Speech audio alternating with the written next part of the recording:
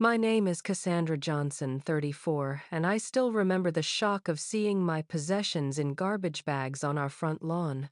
For 8 years, I paid 70% of my family's bills while secretly building a $240K nest egg, my reward being locked out of my own home without warning. My mother cried crocodile tears while my stepfather changed the locks. The sister I had bailed out countless times filmed the whole thing for social media. Family betrayal cuts deeper than any knife, especially when they're punishing you for financial responsibility they exploited for years. Before I dive into this nightmare, let me know where you're watching from in the comments. If you've ever been taken advantage of by family, hit that like button and subscribe. Trust me, what happened next will show you exactly why. Setting boundaries is crucial even with blood relatives. I grew up in a middle-class neighborhood in Portland, in what I thought was a relatively normal household. My childhood wasn't perfect, but it was stable, at least until my parents divorced when I was 14. My dad walked out, remarried quickly, and essentially disappeared from our lives, except for the occasional holiday phone call and sporadic child support payments that never seemed to arrive when the bills were due. My mother, Diana, struggled after the divorce. She had been a stay-at-home mom for most of her adult life, and suddenly found herself trying to support two daughters on a receptionist's salary. I watched her break down in tears at the kitchen table, bills spread out before her calculator in hand. Even at 14, I understood the gravity of our situation. While other teenagers were concerned with school dances and crushes, I was learning to budget a household and stretch meals to last until payday.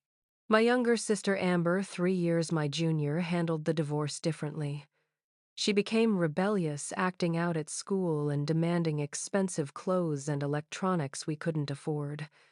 When Mom said no, Amber would slam doors, scream about how we were ruining her life, or give us the silent treatment for days. I took on the role of mediator, peacekeeper, and eventually the family fixer.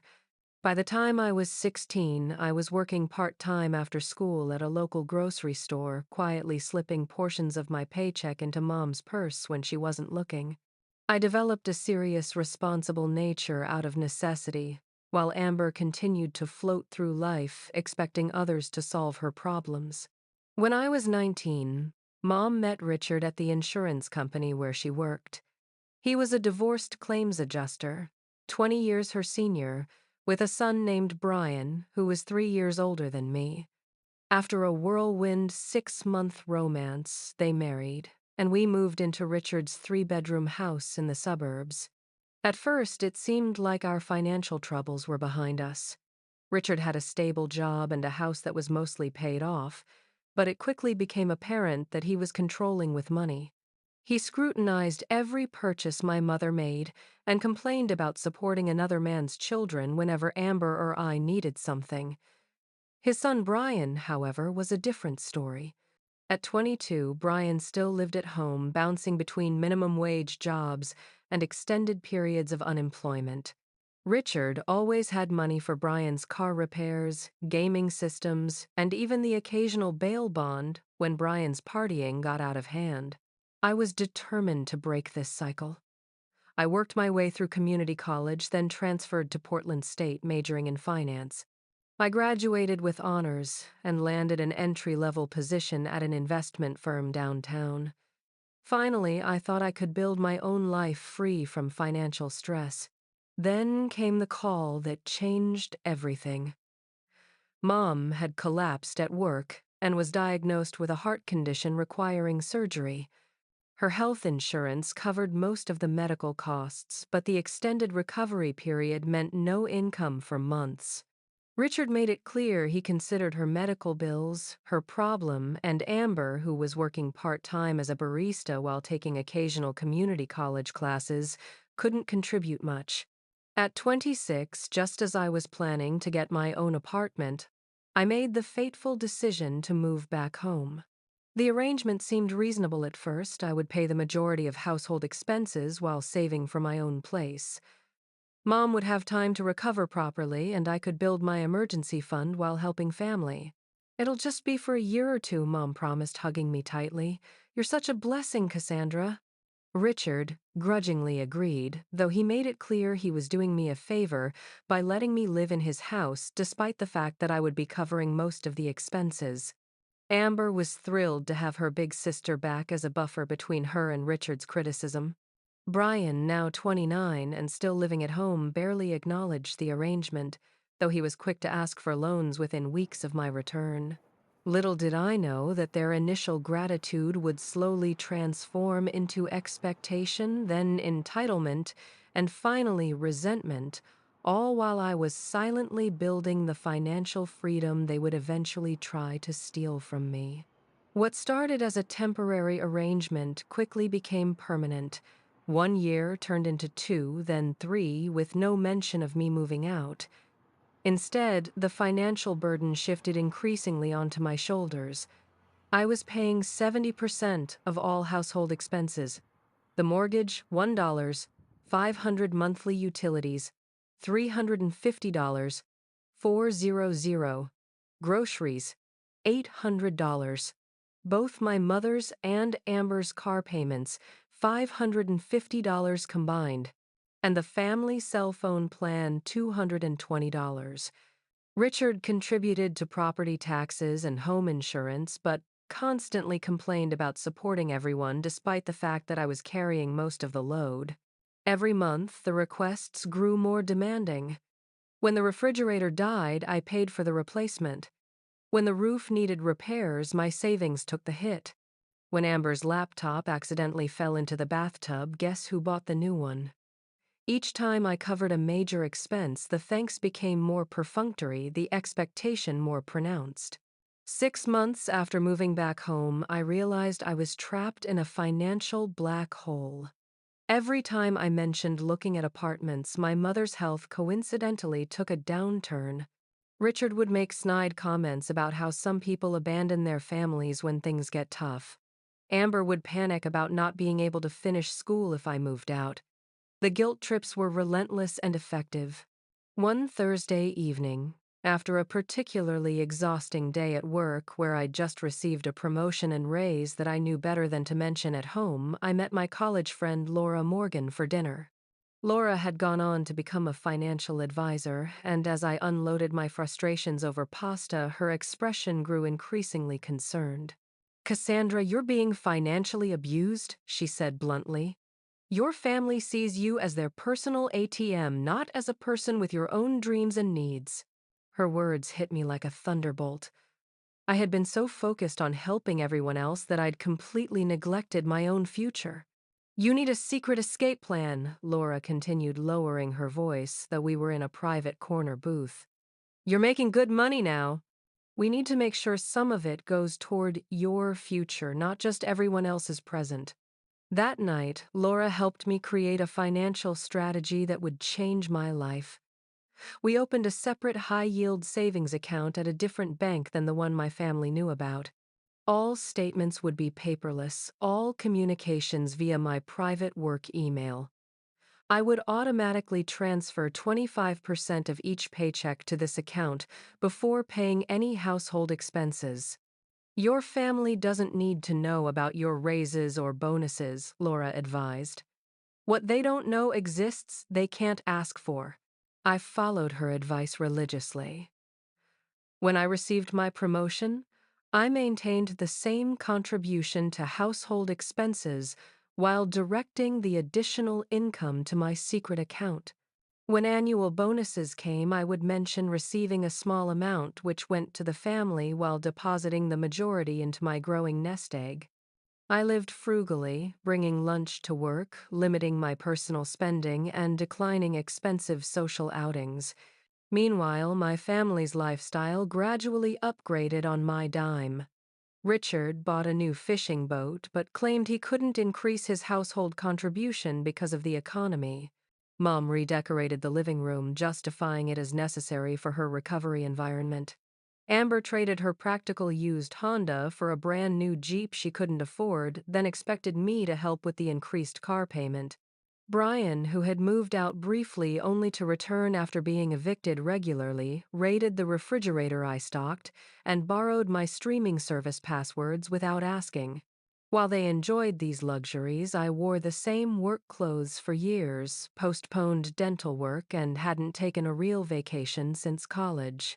Every sacrifice was worth it, though, as I watched my secret account grow $10,000, $25,000, $50,000.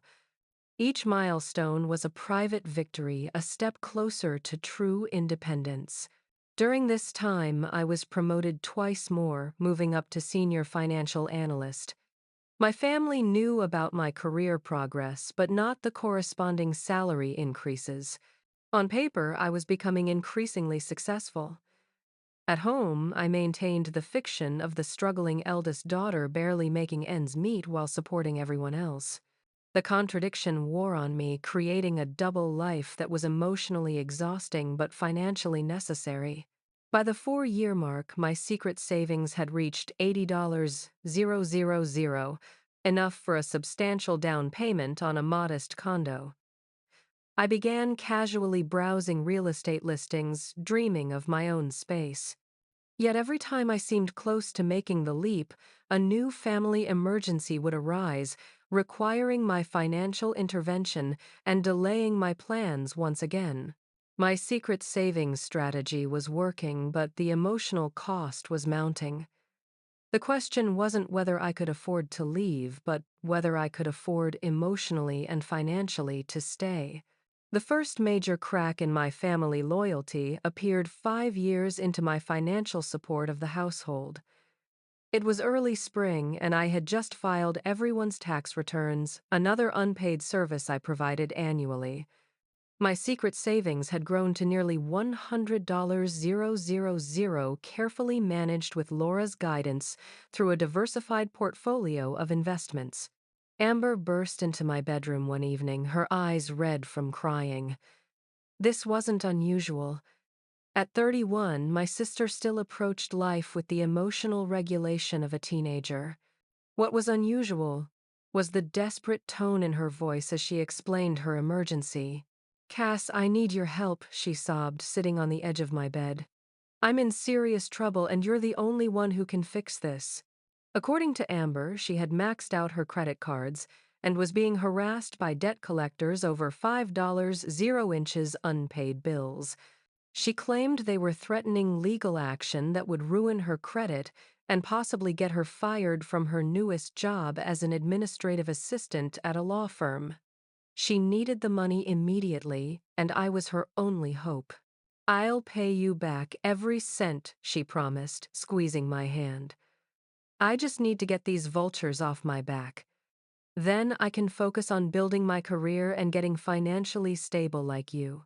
Against my better judgment and Laura's previous warnings about never lending money to family, I transferred $5,000 from my personal checking account, not my secret savings, to Amber's bank the next morning. She hugged me tearfully, called me her guardian angel, and swore this would be the wake-up call she needed to get her finances in order. 2 weeks later, I was having lunch at my desk when a notification popped up on my phone. My friend Taylor had tagged me in a comment, "Isn't this your sister? Looks amazing." The post showed Amber on a beach in Cancun, margarita in hand, tagging the location of a luxury all-inclusive resort. My hands shook as I scrolled through her vacation album. There she was, parasailing, enjoying a sunset dinner, cruise, getting a massage at the resort spa, all dated within days of receiving my emergency loan. The $5,000 that was supposedly for debt collectors had funded a week-long Mexican vacation with her new boyfriend. That evening, I confronted her in the kitchen while she unpacked souvenirs, still glowing with a fresh tan. "You lied to me," I said, showing her the social media posts on my phone. "There were no debt collectors, were there?" Amber's expression shifted from surprise to defensive anger in seconds. "I needed that vacation for my mental health," she snapped. "You have no idea how stressful my job is while you just sit in your cushy office playing with spreadsheets all day." "You lied," I repeated, my voice rising. "You made up a complete emergency to manipulate me out of money you knew I'd never give you for a luxury vacation." Our argument attracted Mom and Richard. As I explained what had happened, I expected them to be at least somewhat on my side. Instead, I watched in disbelief as they closed ranks around Amber. "Everyone deserves a break now and then," Mom said soothingly. "Amber works hard too, you know." "You can afford it," Richard added dismissively. "It's not like you have children to support. Family helps family, that's what you're always saying, isn't it?" I was stunned into silence. The $5,000 represented 2 months of careful saving from my personal account. Money that could have gone toward my future was now floating away in the form of tequila shots and snorkeling excursions, with my family's full approval of the deception. That night, I called my friend Megan, one of the few people who understood my situation without judgment. "They're using you, Cass," she said bluntly. "This isn't going to stop until you make it stop." In the aftermath of Amber's betrayal, I revised my financial strategy. I reduced my visible contributions to the household incrementally. Not enough for them to notice immediately, but enough to accelerate my secret savings plan. I claimed increased health insurance premiums and 401k contributions to explain the slightly smaller amounts I was putting toward household expenses. I also established clearer boundaries around lending money, though these were routinely tested and often violated through emotional manipulation. The loan to Amber was never repaid, never mentioned again, and I later discovered not the last time my family would betray my trust for their personal gain. 2 years after Amber's vacation fiasco, my secret savings had grown to $120,000. I was 31, still living at home, still paying the lion's share of expenses, but getting closer to my escape with each passing month. I had just been promoted to finance manager at my firm, a position that came with a substantial raise and increased responsibilities. As usual, I downplayed the significance of the promotion at home, mentioning only that I had a bit more work to do, but saying nothing about the financial benefits. Then came the news that would dramatically shift the family dynamic once again. Richard had been laid off from the insurance company after 22 years. At 62, he was 3 years away from his planned retirement, and the severance package was far less generous than he had expected. The family meeting that followed was a master class in manipulation. We gathered in the living room, the one my mother had redecorated with my money, while Richard explained the situation. "The good news is," he concluded, after detailing the layoff, "we have Cassandra. With her promotion, she can cover the expenses until I figure out my next move. Not we'll all need to cut back. Not I'll look for another job immediately. Just the automatic assumption that I would absorb this new financial burden without question." "I can help," I said carefully, "but I can't cover everything. We all need to adjust our spending." The suggestion was met with immediate resistance. "At my age, jobs don't just fall from trees," Richard snapped. "And your mother can't work more hours with her condition." My mother placed her hand over her heart, right on cue. "The doctor said stress could trigger another episode," she reminded me, her voice trembling slightly. And with Richard's blood pressure already elevated from this terrible news, it was a familiar routine. Any discussion of financial responsibility inevitably led to mentions of various health concerns, real or exaggerated. Over the years, I had noticed that these conditions tended to flare up precisely when financial decisions were being made, only to recede when the discussion turned to vacations or home renovations. "What about Brian and Amber?" I asked, looking at my stepbrother and sister. "Can you contribute more to help out?" Brian, now 37, and finally employed somewhat steadily as a delivery driver, shifted uncomfortably. "I've got my own bills," he muttered. "Besides, this house was fine before I moved back in." Amber, who had recently been complaining about being bored at her job, rolled her eyes. "My salary barely covers my car payment and student loans," she said, conveniently ignoring the fact that she had changed majors 4 times without completing any degree. By the end of the meeting, despite my attempts at establishing reasonable expectations, I had been volunteered to cover Richard's former contributions to the household expenses. This meant I would now be paying for nearly 85% of all costs, with only vague promises that the situation was temporary. The next day at work, I confided in my colleague James during lunch. Unlike many of my friends who had drifted away as I became increasingly unable to participate in their social lives due to financial constraints, James had become a trusted ally who saw through my family's patterns. "You know this is financial abuse, right?" he said, echoing what Laura had told me years earlier. "They're using your success against you while refusing to take responsibility for their own choices." "I know," I admitted. "But what am I supposed to do? Throw my mother and sister out on the street? They're adults, Cass. Adults who have chosen to remain dependent rather than develop their own financial security. And they're counting on your guilt to keep you compliant." That night I came home with information about a free financial counseling service offered through my company. I suggested that we all attend as a family to create a sustainable budget during Richard's unemployment. "Are you saying I don't know how to manage money?" Richard demanded, his face flushing with anger. "I've been handling finances since before you were born." "That's not what I meant," I backpedaled already, regretting my suggestion. "I just thought an outside perspective might help us all adjust to the new situation. We don't need strangers telling us how to live," my mother added. "We just need to stick together as a family. You're not struggling financially, so why shouldn't you help your parents? Wouldn't you want Amber to help you if the situations were reversed?" I glanced at my sister, who was texting on her new iPhone, the one she had insisted on upgrading to the premium model just weeks earlier. Somehow, I doubted Amber would be quite so generous if our positions were indeed reversed. The pressure continued to mount over the following months. Richard made only token efforts to find employment, claiming that every position was beneath his experience level or not worth the commute. Brian began asking for larger and more frequent loans to cover mysterious expenses.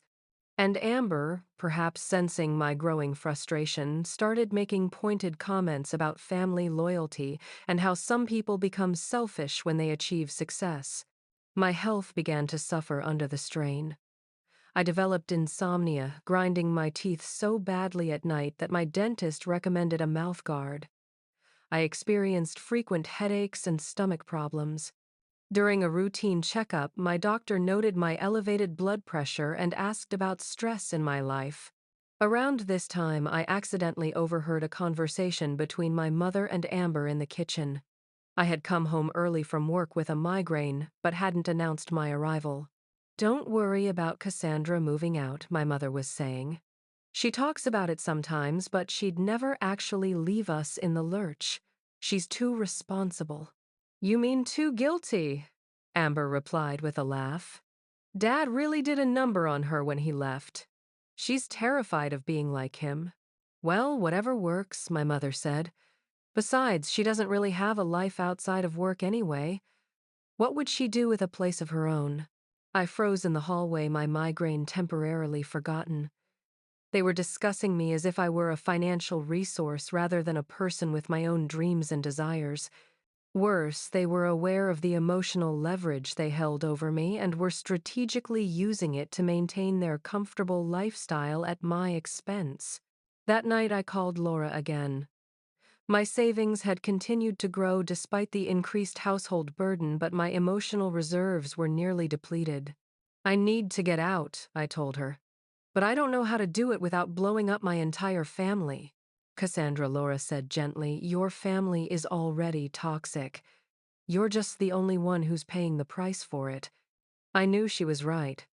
The question was no longer whether I would leave, but when and what would be left of my relationship with my family when I did. 7 years into my financial support of the family, with my secret savings now approaching $200,000, the careful separation I had maintained between my financial lives began to unravel.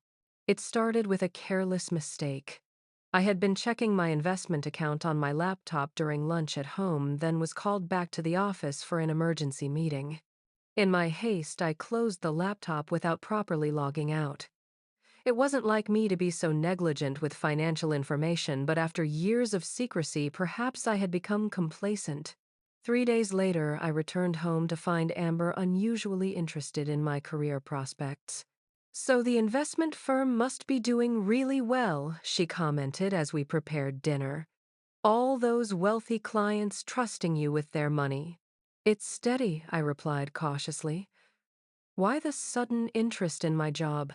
She shrugged a little too casually. "Just thinking about my future. Maybe I should get into finance too. Seems like there's good money in it."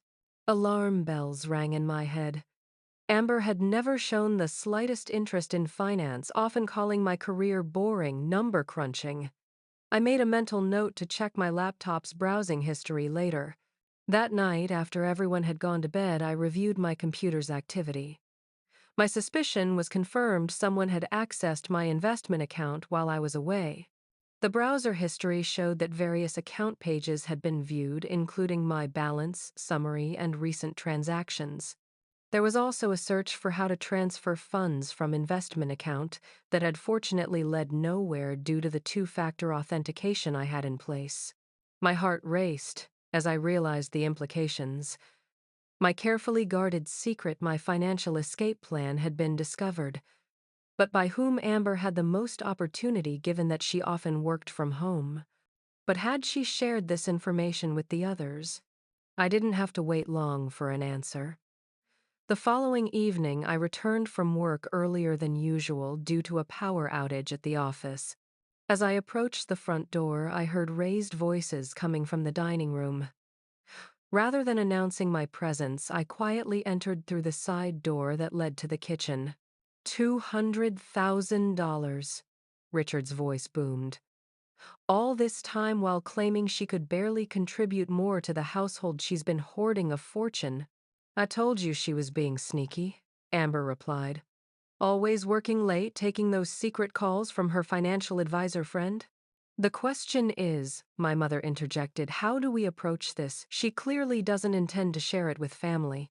I stood frozen in the kitchen, heart pounding as my family casually discussed strategies to access my savings. "She's always been a sucker for a health scare," Richard suggested.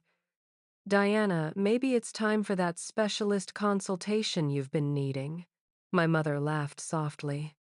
"I was thinking more along the lines of house renovations.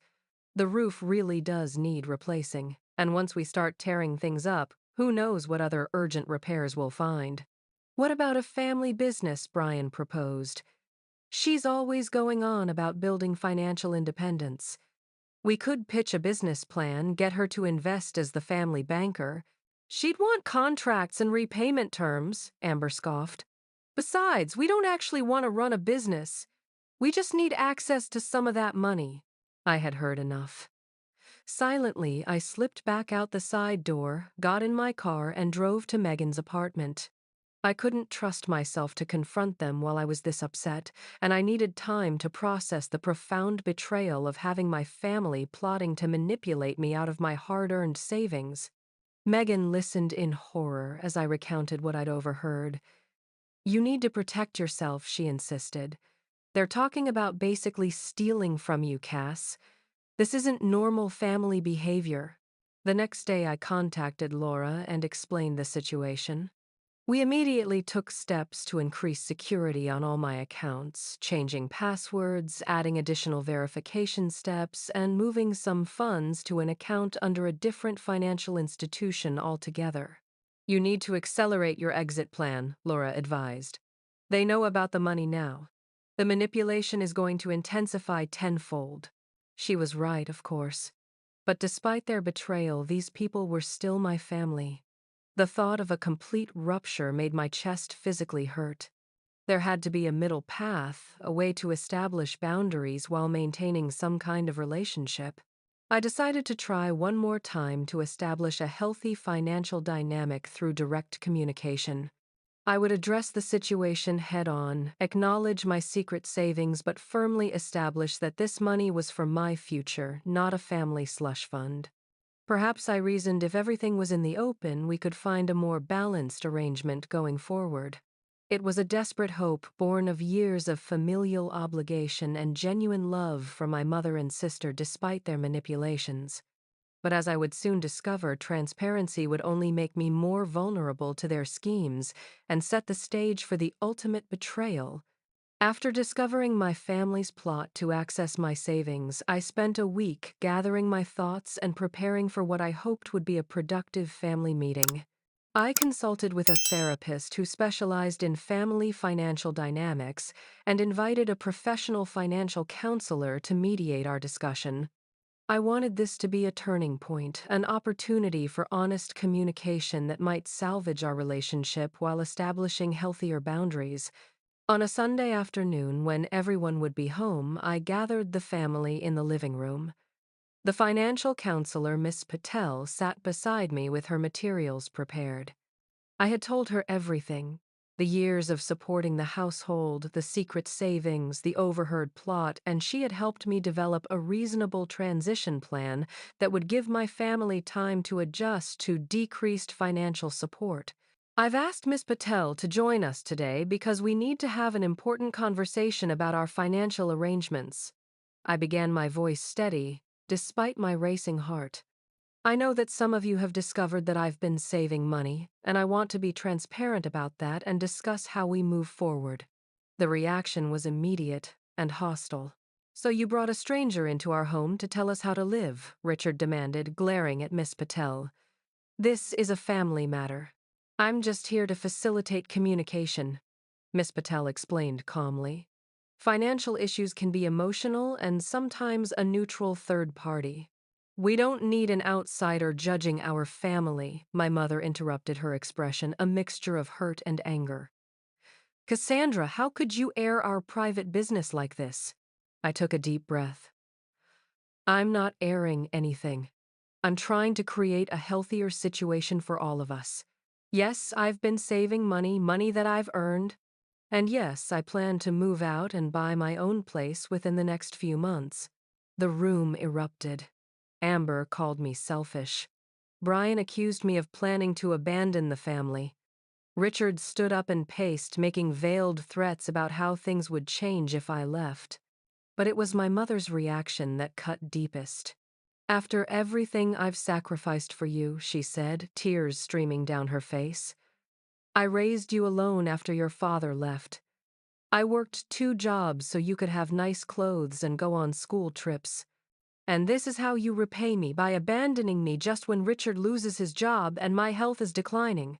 "Mom," I said carefully, "I've been paying most of the household expenses for 8 years. I've delayed my own life to help everyone else. I'm not abandoning anyone, I'm just asking for a reasonable transition where everyone takes more financial responsibility." "Responsibility," Brian scoffed. "That's rich coming from someone who's been secretly hoarding money while pretending to struggle. You could have helped me start my business 2 years ago, but you claimed you were broke." "I wasn't hoarding money," I corrected him. "I was saving for my future, something everyone in this room should be doing." "Oh, listen to Miss Financial Expert," Amber sneered. "So easy for you with your fancy degree and promotions. Some of us weren't handed those opportunities." "Handed," I echoed in disbelief. "I worked full-time while completing my degree. I paid for college myself. Nothing was handed to me." "Your privilege blinds you," Amber continued, warming to her attack. "You've always been the responsible one, looking down on the rest of us. Not everyone can be perfect like Cassandra." Miss Patel attempted to redirect the conversation several times, trying to focus on practical next steps rather than emotional accusations. But every time she spoke, my family became more hostile, treating her as an intruder rather than a helpful resource.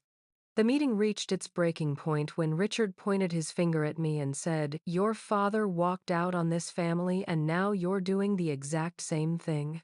At least he had the decency to leave without stealing from us first." "Stealing," I stood up, my patience finally snapping. "How dare you call me a thief when I've supported this entire household for years? When's the last time any of you thanked me for paying the mortgage on your house, Richard? Or for covering your car payments, Amber? Or for managing your medical bills, Mom? So now we're supposed to grovel because you did what any decent family member would do, Richard shot back. Family takes care of family. That's the deal. No, the deal was that I would help temporarily while Mom recovered and while I saved for my own place. That was 8 years ago. This situation has become permanently one-sided and it needs to change. My mother wiped her tears and fixed me with a disappointed look that she had perfected over the years. If you walk out that door, Cassandra, you'll break my heart. Is your fancy apartment worth destroying this family? The emotional blackmail was so transparent that even Miss Patel seemed taken aback. She tried once more to suggest a structured discussion about transitional financial arrangements, but Richard cut her off. "We're done here," he declared. "If Cassandra wants to abandon her family, that's her choice. But there will be consequences." The intervention ended with Miss Patel being essentially escorted out by Richard while my mother retreated to her bedroom in tears. Amber stayed behind, her expression cold. "You really think you're better than us, don't you?" she said quietly. "Go ahead and move out. But don't expect to be welcomed back when you realize how empty your life is without family." That night alone in my room, I faced the painful truth that Laura and my other friends had seen long before I was ready to admit it. My relationship with my family was fundamentally broken. They didn't see me as a person with my own legitimate needs and aspirations, but as a resource to be exploited. Any attempt to change that dynamic was treated as a betrayal rather than a reasonable assertion of boundaries. I called Laura and asked her to help me accelerate my exit plan. My savings had reached $220, 000, more than enough for a substantial down payment on a modest condo or small house in a nearby suburb. I needed to secure my own place before the consequences Richard had mentioned became reality. What I didn't realize was how quickly and viciously those consequences would materialize. In the 2 weeks following the failed intervention, the atmosphere in the house became unbearably tense. My family alternated between giving me the silent treatment and making passive-aggressive comments about ungrateful children and fair-weather family members. I spent as much time as possible at work or with friends, coming home only to sleep. Meanwhile, I threw myself into apartment hunting with renewed urgency. With Laura's help, I found a one-bedroom condo in a quiet complex about 20 minutes from my office. It wasn't fancy, but it was well-maintained, in a safe neighborhood, and, most importantly, it was mine. The closing process would take about 30 days longer than I would have liked, but at least there was an end in sight. I decided not to tell my family about the condo purchase until the paperwork was finalized. Given their reaction to the intervention, I worried they might somehow try to interfere with the transaction. Instead, I simply mentioned that I was considering my options whenever the topic of my moving out came up. One Tuesday morning, I was working on my laptop at home before heading to the office. I had taken the day off to meet with the mortgage broker and sign some preliminary paperwork. As I was reviewing documents, I noticed something strange about my email. Several messages had been marked as read that I didn't remember opening, including some from my real estate agent and financial advisor. A chill ran down my spine as I checked my browser history. Someone had accessed my email account, mortgage application, portal, and bank website the previous evening while I was out having dinner with Megan. There was even a search for how to dispute a mortgage application and reasons a mortgage can be denied. My hands shaking, I immediately changed all my passwords and enabled additional security measures. Then I checked my credit monitoring service, which I had subscribed to years ago as a precaution. To my horror, I discovered 3 credit card applications had been submitted in my name over the past week. This wasn't just snooping anymore, this was identity theft. And given the timing and access to my personal laptop, there was only one explanation: my family was trying to sabotage my financial independence. I called my mortgage broker immediately to explain the situation. She assured me that the mortgage application was secure but advised me to file a police report about the fraudulent credit card applications. Identity theft is a serious crime, she reminded me, even when it's family. I spent the rest of the day securing my financial accounts, placing fraud alerts on my credit reports, and gathering evidence of the unauthorized access. By the time I drove home that evening, my shock had transformed into cold anger. This crossed a line that I couldn't ignore or forgive. I confronted the family in the kitchen where they were preparing dinner as if nothing had happened. Someone used my laptop to access my financial accounts and applied for credit cards in my name, I stated flatly, watching their reactions carefully. That's identity theft. It's a felony. My mother's face paled, but Richard maintained his composure. That's a serious accusation, he said. Maybe you should be more careful about your passwords if you're so concerned about privacy. This isn't about privacy, I replied. This is about breaking the law. I've placed fraud alerts on my credit and notified the credit card companies. If any more applications appear, I'll have no choice but to file a police report. Amber, who had been unusually quiet, suddenly burst into tears. We were just trying to protect ourselves, she cried. You're going to leave us with nothing while you buy yourself a fancy condo. Her admission hung in the air between us. So you admit you did it, I said quietly. We deserve some of that money, Brian interjected, dropping any pretense of innocence. You've been living here practically rent-free for years. I couldn't believe what I was hearing. Rent-free, I've paid the majority of expenses in this house for 8 years.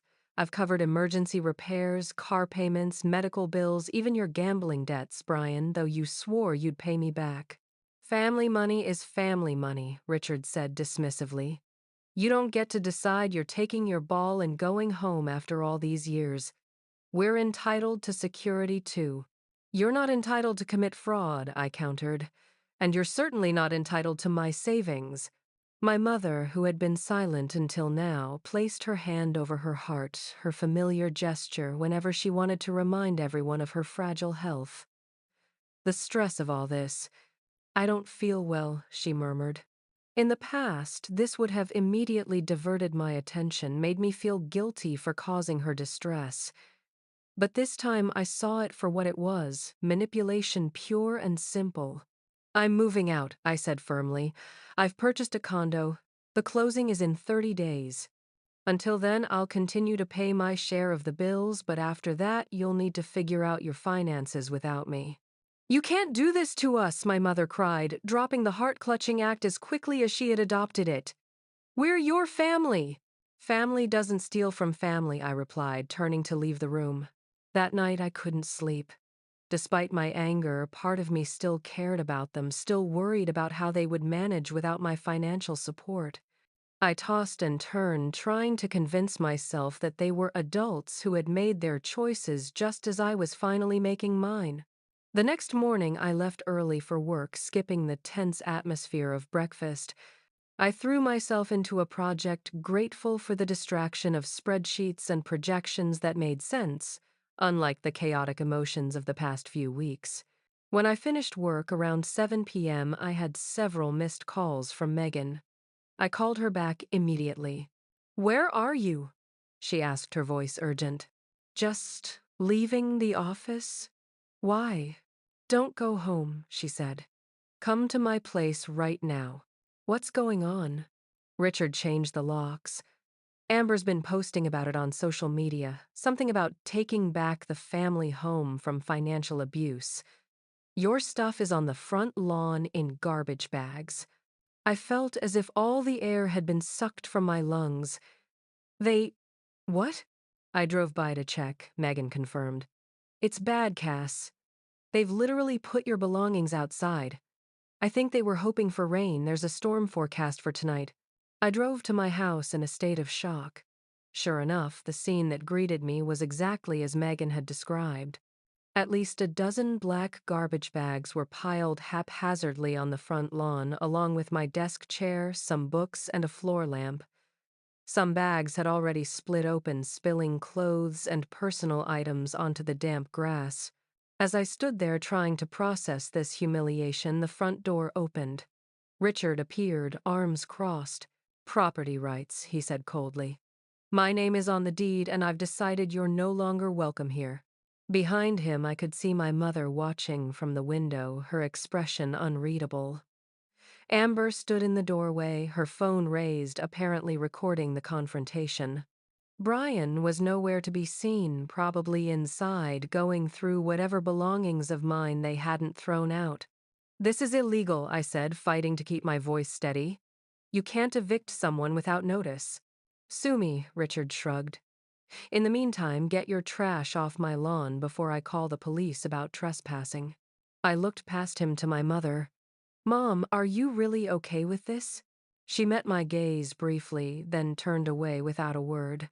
That silence was the final betrayal, worse somehow than the identity theft or the eviction. After 8 years of financial support, after a lifetime of being the responsible daughter, my own mother couldn't even acknowledge me in my moment of need. Rain began to fall as I silently loaded as many of my belongings as would fit into my car. The rest I would have to leave behind, at least temporarily. As I prepared to drive away, Amber approached, still filming with her phone. "Any comments for your followers?" she asked mockingly. "About how the mighty financial expert got outsmarted by her own family." I looked directly into her camera. "I paid all their bills while secretly saving $240,000, I said clearly. "They thanked me by kicking me out.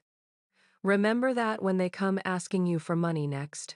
Then I drove away, leaving behind not just my possessions, but the last illusions I had about my family's love being unconditional.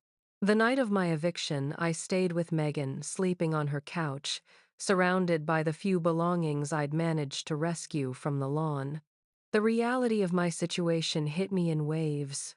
I was essentially homeless, separated from most of my possessions, and cut off from the family I had supported for nearly a decade. Despite my substantial savings and imminent condo purchase, I felt more vulnerable than I had since childhood. The next morning, still wearing the same clothes from the day before, I called in sick to work for the first time in years. Then I contacted a lawyer specializing in tenant rights. Although the house was in Richard's name, my years of consistent financial contributions and established residence gave me legal standing as a tenant, one who had been illegally evicted without proper notice. What they did wasn't just morally wrong, it was against the law, attorney Sarah Wilson explained during our consultation. "We can file for an emergency injunction requiring them to let you back in, as well as damages for the illegal eviction and any property that was damaged or missing." Part of me wanted to simply walk away, to cut all ties and start fresh.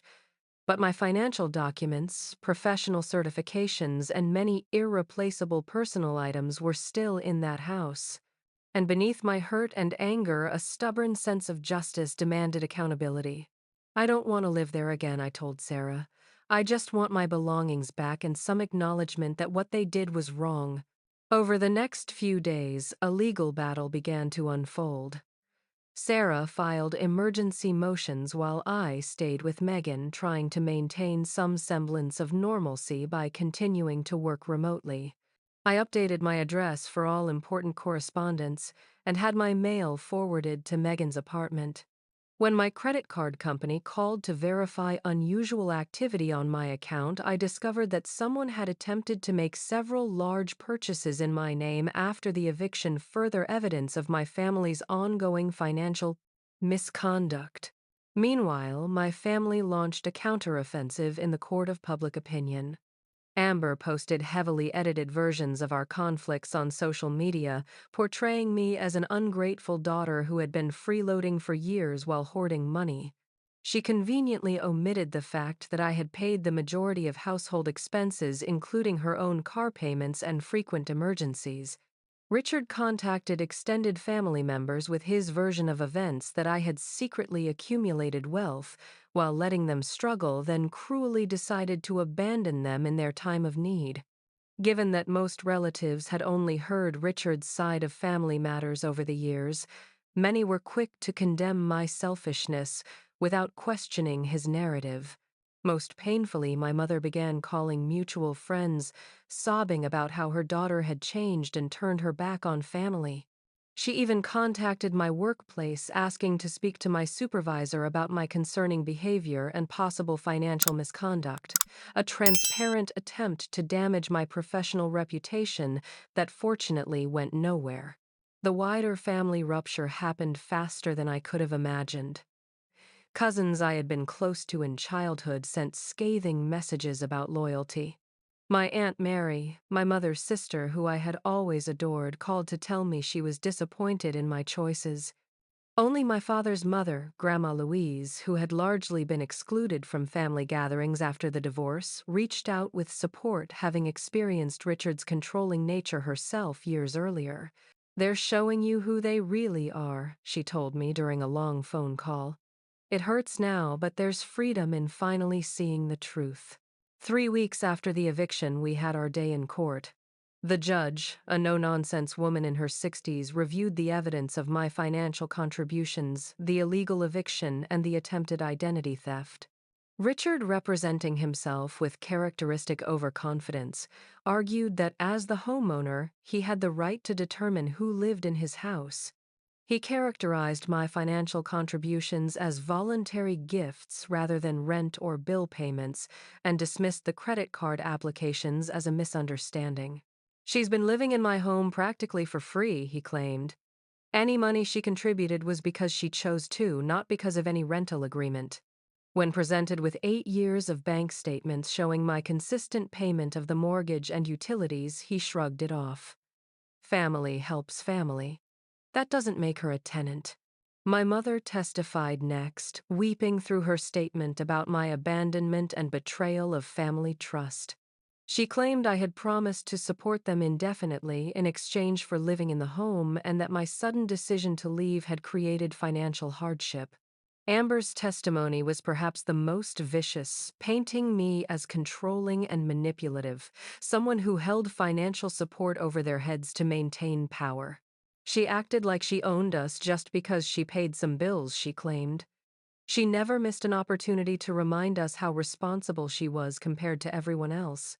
Brian, in a surprising move, declined to testify, muttering something about staying out of it when called to the stand.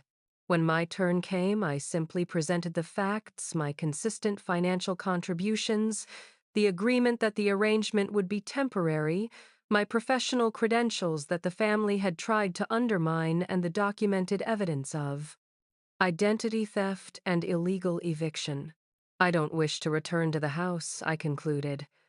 "I just want my personal and professional belongings returned intact and recognition that what happened to me was wrong." The judge ruled decisively in my favor, ordering the immediate return of all my possessions under court supervision, as well as damages for the illegal eviction. She also strongly advised Richard, my mother, and Amber to cease any attempts at identity theft or credit fraud, warning that such actions could result in criminal charges. "Family disputes are common in this courtroom," she noted in her closing comments, "but financial exploitation is never acceptable regardless of family ties. Miss Johnson has more than fulfilled any reasonable obligation to her family through years of substantial support." 2 days later, I returned to the house with a court officer and 2 friends to collect my belongings. Richard glowered from the kitchen, refusing to speak or make eye contact. My mother stayed in her bedroom with the door closed. Amber was notably absent, though she had posted a rant about corrupt legal systems earlier that day. As we packed my remaining possessions into boxes and bags, I noticed items missing: a jewelry box containing pieces inherited from my grandmother, several expensive work outfits, and most concerning, a folder containing my birth certificate and Social Security card. When I mentioned these to the court officer, he made note of each missing item, adding them to the claim for damages.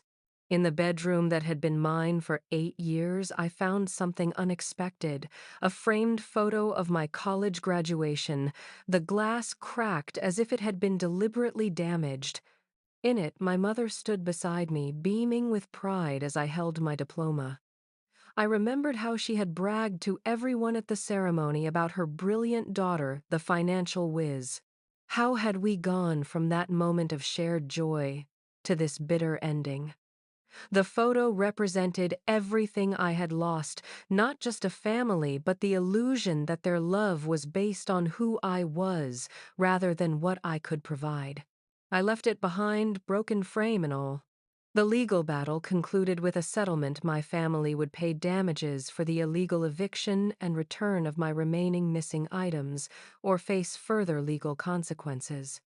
They made the payment grudgingly, though several items, including the family heirlooms, were never recovered. In the aftermath, the extended family largely split into two camps: those who believed Richard and my mother's version of events, and a smaller group who recognized the financial exploitation for what it was. Relationships that had lasted decades were severed. Holiday gatherings permanently altered as the ripple effects of our conflict spread outward. My mother attempted reconciliation once, a carefully worded text message suggesting we put the past behind us and start fresh. But when I responded, asking for acknowledgement of what they had done, she quickly reverted to accusations about my inability to forgive. It became clear that reconciliation meant returning to the previous dynamic, not establishing a healthier relationship. As the dust settled on the legal proceedings, I received an unexpected email from Brian. Unlike the others, he offered a partial apology, admitting that the family had taken advantage of my financial support for years. "I'm not saying I didn't benefit or participate," he wrote, "but for what it's worth, I think they went too far with the eviction and credit card stuff. That crossed a line." It wasn't a full acknowledgement of the harm done, but it was the closest thing to accountability I would get from any family member. I thanked him for the message, but maintained my distance, too wounded to risk further exploitation. The family that had once been my entire world had been revealed as something else entirely, people who valued what I could provide more than who I was. The realization was devastating, but also oddly liberating. For the first time in my adult life, I was truly free to prioritize my own well-being without guilt or manipulation. As I signed the final paperwork for my condo purchase, a milestone celebrated alone, I realized that the family home I had financially supported for years had never truly been mine. But this place, bought with the savings I had protected despite their best efforts to claim it belonged to me alone, it was smaller, quieter, and infinitely more mine than the house I had left behind. 6 months after the dramatic eviction and court battle, I stood in the kitchen of my new condo making coffee in peaceful solitude. The morning sun streamed through windows that I had selected curtains for, illuminating spaces decorated entirely to my taste. There were no piles of other people's dishes in the sink, no passive-aggressive notes about the grocery list, no walking on eggshells to avoid triggering someone's temper. Just quiet order and the freedom to simply be. My new home was modest by most standards, a one-bedroom condo in a well-maintained building with a small balcony overlooking a community garden. But to me, it represented a victory hard-won through years of sacrifice and determination. I had purchased it outright with my savings, owning it free and clear without a mortgage. After years of financial insecurity and exploitation, the knowledge that this space could never be taken from me provided a sense of safety I hadn't experienced since childhood. The transition to living alone hadn't been easy. Years of caretaking had left me with a persistent sense of responsibility for others' well-being, and I often caught myself worrying about how my family was managing without my financial support. Laura, who had become both financial advisor and friend, helped me recognize these thoughts as conditioned responses rather than genuine obligations. "They survived before you stepped in, and they'll figure it out now," she reminded me. Adults adapt when they have to. I later learned through mutual acquaintances that they had indeed adapted, though not in ways that suggested personal growth. Richard had reluctantly taken a part-time job at a hardware store while complaining bitterly about being forced to work at his age. My mother had mysteriously recovered enough from her debilitating health conditions to increase her hours at work. Amber had moved in with a boyfriend, presumably shifting her financial dependence to a new target. And Brian continued his pattern of unstable employment and money troubles. Occasionally, flying monkeys would appear, distant relatives or old family friends tasked with making me feel guilty about abandoning my family. These messages followed a predictable pattern: casual checking in, followed by updates on my family's struggles, culminating in suggestions that I might help out just this once or reconsider my harsh stance. I deleted these messages without response. The family that had changed the locks and thrown my possessions onto the lawn in garbage bags had forfeited any claim to my assistance.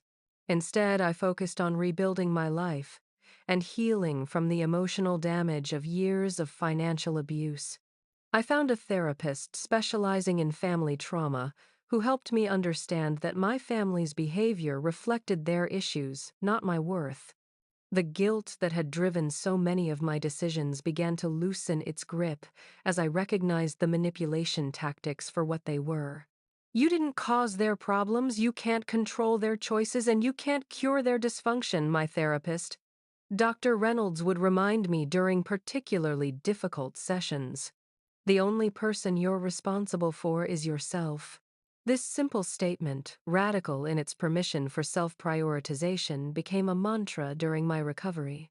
Professionally, I continued to thrive, earning another promotion to senior financial manager. Without the drain of supporting multiple adults, I found myself with resources to invest in my own development, advanced certifications, professional conferences, and networking events that had previously seemed impossible luxuries. More surprisingly, I discovered interests and passions that had been suppressed during my years of financial caretaking. I joined a hiking group, took pottery classes, and volunteered at a financial literacy program for low-income women activities that brought me into contact with new people who knew me only as Cassandra, not as the family ATM or responsible daughter. Through these activities, I began to build what Megan called my chosen family friends, who valued me for who I was, not what I could provide. We celebrated holidays together, supported each other through challenges, and created new traditions that didn't carry the baggage of my biological family's expectations. About 8 months after the court case, I received an unexpected text from Amber. Her relationship had ended badly, leaving her temporarily homeless and in debt. "I know we've had our differences," she wrote, "but I really need help right now. Just a loan until I get back on my feet." I sat with the message for a long time, conflicted. Part of me, the fixer, the responsible sister, wanted to rush in and solve her problems as I always had. But another part recognized the old pattern trying to reassert itself. After careful consideration, I replied with information about local housing assistance programs, debt counseling services, and the contact information for the financial literacy nonprofit where I volunteered. "I can't provide financial support," I concluded, "but these resources might help you develop long-term solutions rather than temporary fixes." Her response was predictably angry, accusing me of being heartless and throwing her previous apology back in my face. But beneath my sadness at her reaction, I felt something new: pride in maintaining a boundary that protected my well-being. I had offered help, just not the kind that would perpetuate unhealthy patterns or put my own stability at risk. As the 1-year anniversary of my eviction approached, Laura suggested I mark the date with a ritual of some kind. "Acknowledge how far you've come," she advised. "Traumatic anniversaries have power if we try to ignore them, but we can transform them by consciously choosing how to engage." I decided to host a small housewarming party, something I'd been too busy settling in to do earlier. I invited the people who had supported me through the darkest period. Megan, who had offered her couch without hesitation. James from work, who had covered for me during court appearances. Dr. Reynolds, whose guidance had been invaluable. And of course, Laura, whose financial advice had literally saved my future. As we sat around my dining table, purchased with my money for my home, sharing food and laughter, I realized something profound. This gathering of people who truly cared about my well-being felt more like family than the biological relatives who had exploited and discarded me. Family wasn't about shared DNA or obligation. It was about mutual respect, genuine care, and the freedom to be authentically yourself. Later that evening, after my guests had departed, I sat on my balcony watching the sunset and reflecting on the lessons of the past year. Financial independence isn't just about having money, it's about having control over your resources and choices. Generosity should come from love, not obligation or guilt, and should never leave you vulnerable to exploitation. True family supports your growth rather than restricting it to serve their needs. Setting boundaries isn't selfish, it's essential for healthy relationships and personal well-being. Sometimes walking away is the most self-compassionate choice you can make. Most importantly, I had learned that my worth wasn't tied to my usefulness to others or my willingness to sacrifice my needs. I deserved care, respect, and consideration simply because I existed, not because I paid bills, solved problems, or fulfilled responsibilities. This understanding, hard won through painful experience, had transformed me. The Cassandra who had meekly accepted increasing financial burdens while postponing her own dreams was gone. In her place stood a woman who understood her value beyond what she could provide for others. The money I had saved hadn't just purchased a condo. It had bought me freedom. Freedom from manipulation, from unreasonable expectations, from the crushing weight of being everyone's safety net. The $240,000 that my family had tried to claim as their due had become the foundation of a new life built on my terms. As I sipped my tea and watched the sky turn from orange to indigo, I felt something that had been absent during my years of financial caretaking peace. Not the temporary relief of solving someone else's crisis, but the deep, abiding peace that comes from living in alignment with your authentic self. The path to this moment had been painful, marked by betrayal and loss. But sitting in my own space, surrounded by visible proof of my resilience, I knew that I would never again allow anyone to make me feel guilty for protecting myself and my future. Family might be about blood, but family should also be about love, respect, and mutual support. When those elements are missing, sometimes the healthiest choice is to create a new definition of family, one that includes only those who value you for who you are, not what you can give. I had paid all their bills while secretly saving $240K, and they had thanked me by kicking me out. But in that cruel act, they had inadvertently given me the push I needed to claim the life I deserved, a life of authenticity, boundaries, and genuine connection. And for that unexpected gift, I could almost feel grateful. What about you? Have you ever had to make the difficult choice between family obligation and self-preservation? Did you struggle with guilt when setting boundaries with loved ones? Share your experience in the comments below. Remember that your story matters and might help someone else find the courage to prioritize their well-being. Don't forget to like and subscribe if this resonated with you, and thank you for being part of this journey with me. May you find the strength to choose yourself when necessary and to build connections based on mutual respect rather than obligation.